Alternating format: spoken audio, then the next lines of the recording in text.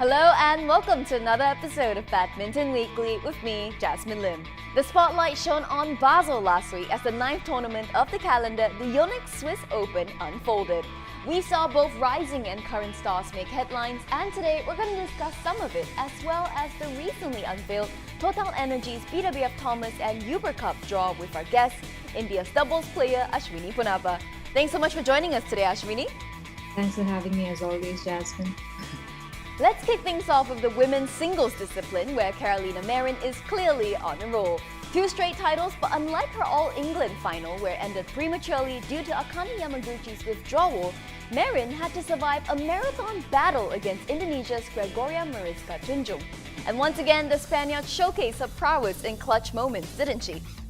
She did. I would say Marin's had like a fantastic 2 weeks. Like you rightly said, she had a great All-England tournament, and she took the same spirit going into the Swiss Open, where she played really well in that finals. Even though she was trailing in that 3rd set, Carolina kept fighting and she was pretty resilient. Both players, Tunjung and Marin, fighting for every single point. Very interesting rallies. Carolina as a player is someone who's very explosive, very fast getting into the net after hitting really harsh. But Tunjung, on the other hand, for me, is a player who's got a lot of variation with her shots.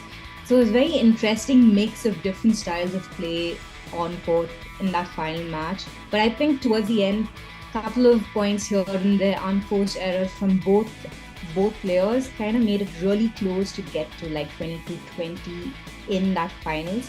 But yeah, very exciting match, thriller finals, and I would say it's a great final to have finished the Swiss Open for Carolina Marin. Well, yeah, I feel extremely happy. I think I fought until the end, even when the game was a bit tough, but it was really important to keep fighting, and I just gave my best on court. Now, on her way to the final, Carolina overcame a testy Tomoka Miyazaki. The young Japanese has made some waves these couple of weeks, winning the Allianz Masters, and following that up with big wins over senior Aya Ohori and PV Sindhu in Basel. The question is, do you see Miyazaki getting bigger wins in the near future? Most definitely, yes.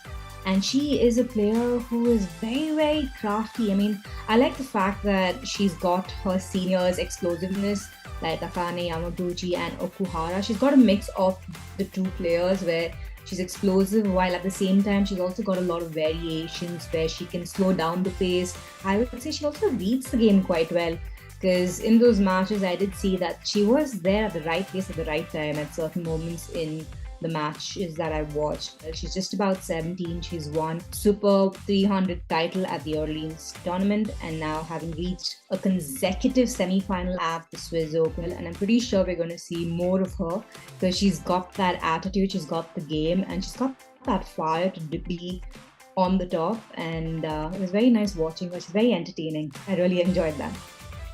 Shifting our attention back to the finals, it was a rather dramatic all-Chinese Taipei affair in the men's singles showdown.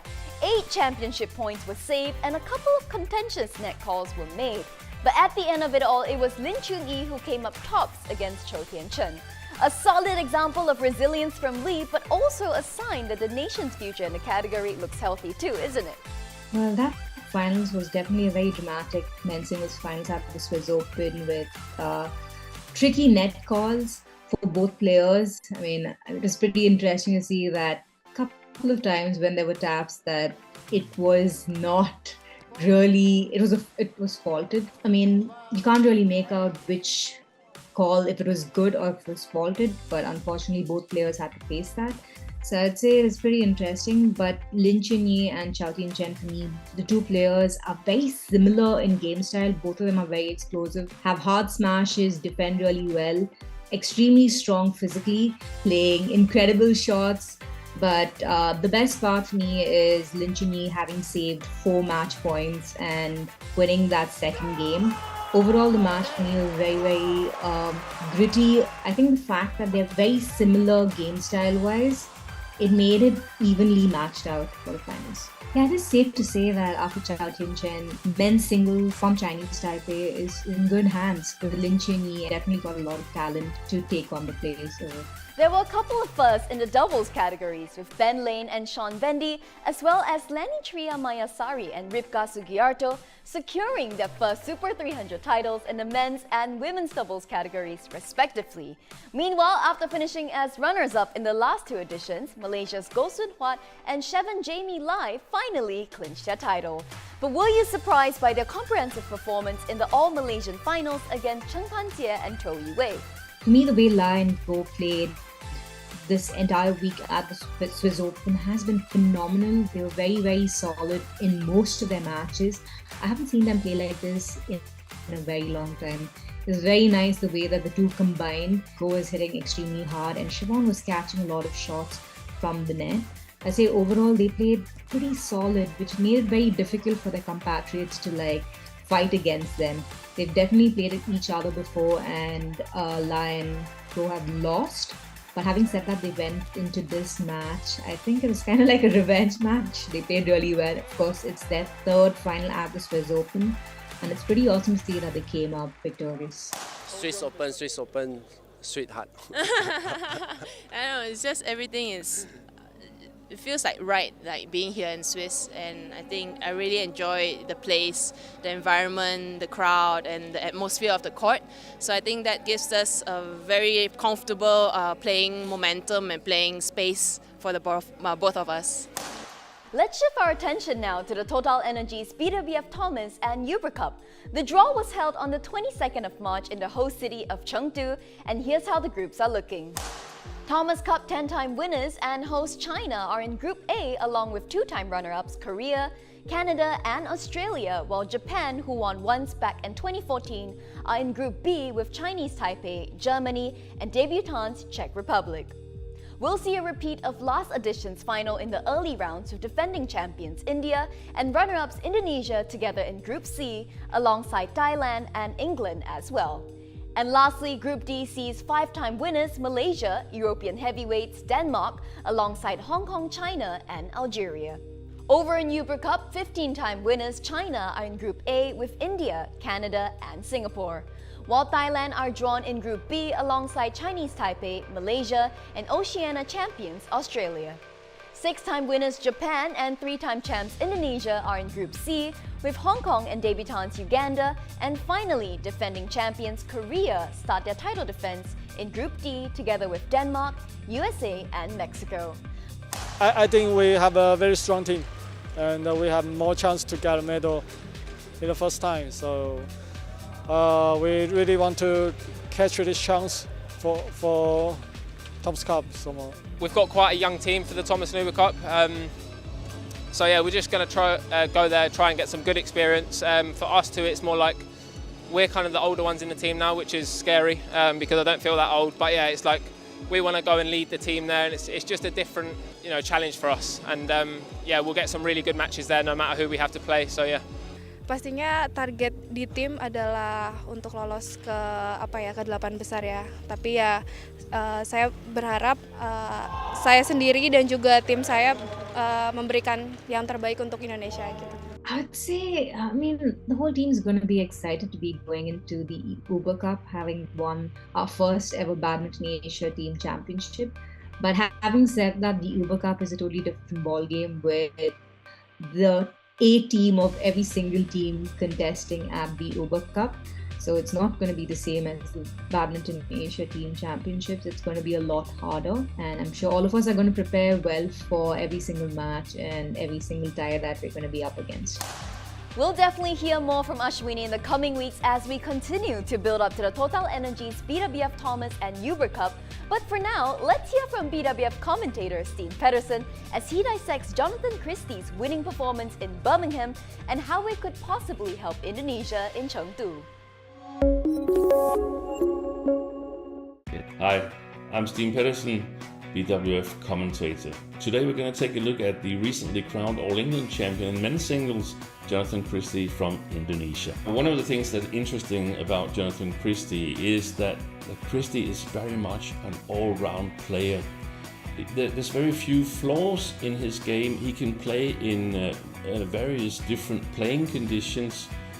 but you would also be able to find someone that's better at the net than Christie, someone who's got a bigger attack, a harder smash than Christie, someone who's got a little bit more solid defense than Christie, but he's very, very good in all these skills. There's just some players that are a little bit better than him.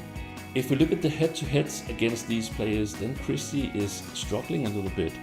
That means that for all his skills to come together, he's really got to find a high note on a lot of these skills: the net game, the attack, the defense, the movement, and so on. Another interesting fact is that he seems to be a player for week 2 or even week 3 of a campaign. In 2023, when he won the Indonesia Masters, he didn't do particularly well in Malaysia Open. He did better in India Open, and then he went on to win Indonesia Masters. At the World Championship in 2023 in Denmark, it was the same pattern. Losing first round to Li Shijia, on to China Open. Again, Christie lost to Axelsen in the semifinals, and then went on to win Hong Kong Open the next week. Fast forward then to Denmark Open, losing first round in Denmark Open, going on to win French Open the next week in Rennes. Well, history repeated itself as he lost the first round of the French Open in the Olympic arena, and you know the rest is history. He went on to win All England, beating both the finalists from French Open, Kunlavut Vitisan and Shiuchi. After winning the title, Jonathan Christie mentioned in an interview that he had to change his approach a little bit as he had lost the 4 previous encounters against his fellow countryman Anthony Ginting. I think he played with a lot of patience in the opening stages of the final. He took an 11-4 lead.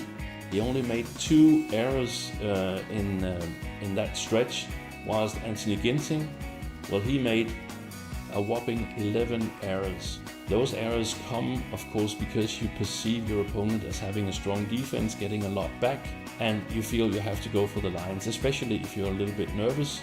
You tend to want to try and finish the rallies and score points and be positive. But you could say that it backfired for Ginting, and the patient strategy from Jonathan Christie by playing a lot to the backcourt, keeping Ginting away from setting up great attacking opportunities at the net, worked out brilliantly. One of the things I noticed, Jonathan Christie, he mostly lifted from his front court, where he was really ready in the defense. If Ginting played the backcourt of Jonathan Christie, Christie played a downward shot, reasonably fast-paced, but a shot that was difficult for Ginting to sort of continue some kind of attack or even surprise Christie with. When it was close towards the end of the second game, you could say that Christie changed gear and started attacking a little bit more, knowing that he was close to the title and putting extra pressure on his compatriot and practice partner. And it paid off. From 15-14 he scored the last 6 points and could go to the top of the podium and lift the All England crown for the first time in 30 years. Now, given the fact that Jonathan Christie is one of the players that have won tournaments on all 4 levels of the World Tour, he's of course a player you have to consider for Olympic gold. I would say if I were Indonesia team management, I would stage a home tournament a week before the Olympics and find someone who can knock out Jonathan Christie in the first round there. Then I think the gold medal is as good as in his pockets. But before the Paris Olympics, there's a big tournament in Chengdu, the men's and women's teams World Championship, the Thomas and Uber Cup. And with the results from the Indonesian players, Alfian and Adianto's second consecutive All England title, with the strong play of Fikri and Maulana in All England as well. Not to forget Chico Arroyo's semi-final in French Open the week before. Indonesia have played themselves right back amongst the favourites to win the Thomas Cup title. It's going to be a fantastic tournament. In my opinion, there's 6 to 8 teams that all have a decent chance of winning the World Championship gold medal in Chengdu. And until then, bye for now. Thanks so much, Dean, and unfortunately, that's all we have for you this week. But not to worry, the action continues as the calendar heads to the Madrid, Spain Masters next, from the 26th to the 31st of March. As always, if you guys are on the go, you can always stay up to date with the BWF app Badminton for you for the latest news, match highlights, and analysis. And before we go, do let us know your thoughts on the Thomas and Uber Cup draws on our Facebook and YouTube pages. Until next time, take care, everyone.